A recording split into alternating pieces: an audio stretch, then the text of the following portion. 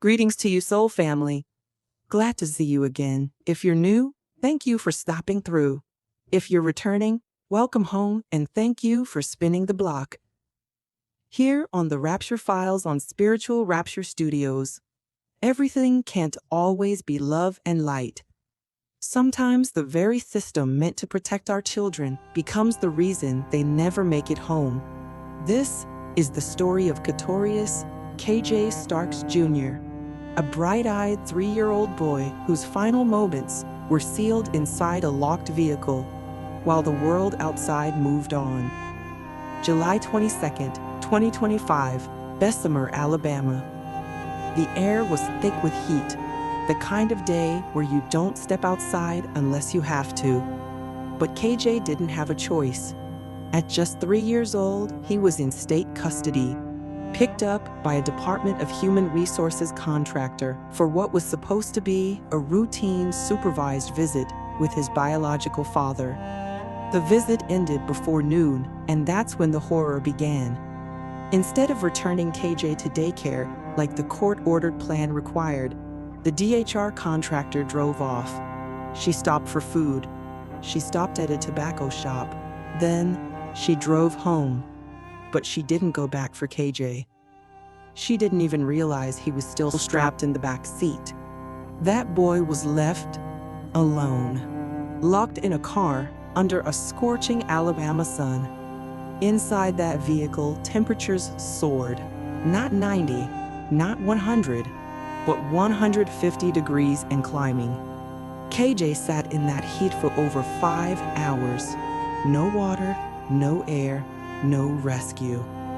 By the time the contractor came back and opened that car door, it was far too late. Torrius Starkes Jr. was pronounced dead at 6:03 p.m. 3 years old, gone in a way no child should ever leave this world. The woman responsible, identified as 37-year-old Keila Stanford, was later arrested, charged with leaving a child in a motor vehicle under conditions that created an unreasonable risk of harm. She cooperated with investigators. She bonded out shortly after. We're learning more about a case involving a 3-year-old boy who died Tuesday after he was left in a hot car for hours. Now, this toddler was in the care of a contract employee with Alabama's Department of Human Resources, the state's Child Protective Services agency.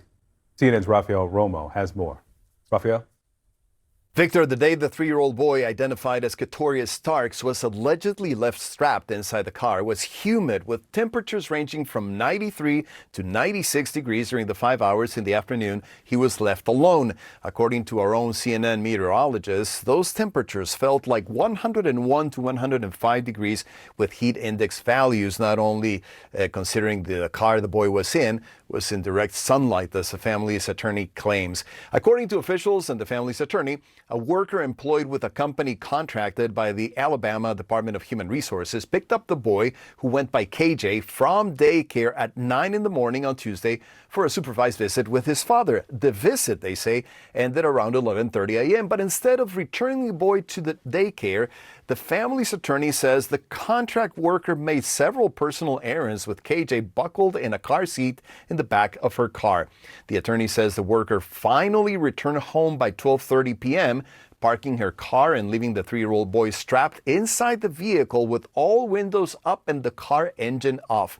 It was not until 5 hours later, Victor, around 5:30 in the afternoon, when the worker received a call from the daycare asking why the boy had not been returned, that she apparently realized what had happened. This, according to a timeline the attorney provided. 911 was called and KJ was pronounced dead at 6:03 p.m. This is how the boy's father told CNN affiliate WBTM he will remember his son. Small, brilliant, bright little child. I'm talking about, when I say yeah, respectful. I'm talking about knew how to count, knew his colors. 3 years old. Knew all the animals. I'm talking about, he was very intelligent. Yes, he was, bro. He was real nice and all that. Like, he was just joyful.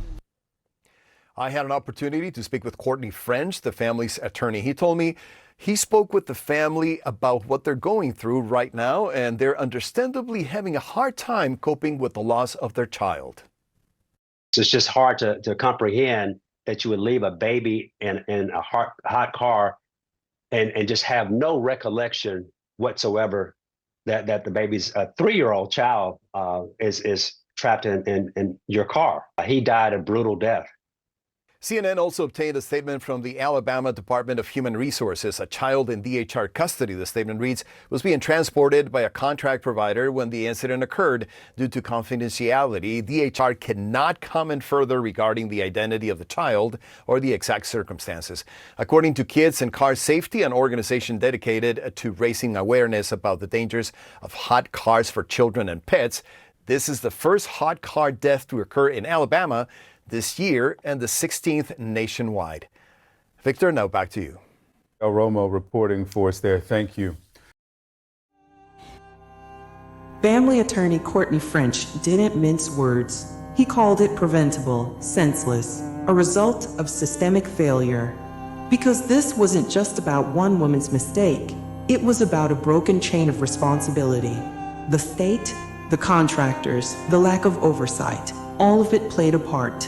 Torrius was in the care of the state, taken from his family, promised safety, promised structure, but instead, he was left behind, forgotten like a bag of groceries. Senator Marika Coleman called for urgent reform. Community members demanded accountability. Advocates begged for change. Because KJ's death wasn't just a tragedy, it was a warning about what happens when institutions fail our most vulnerable. Nationwide, at least 18 children have died in hot cars this year alone. And while some cases are accidents, this was negligence by an entire system. KJ loved animals. He laughed hard. He danced when his favorite songs came on. He had so much more to give the world, but instead, his life ended in silence, in sweat, in unbearable heat. A child's last moments spent crying for help no one ever heard. So the question remains, who speaks for KJ now?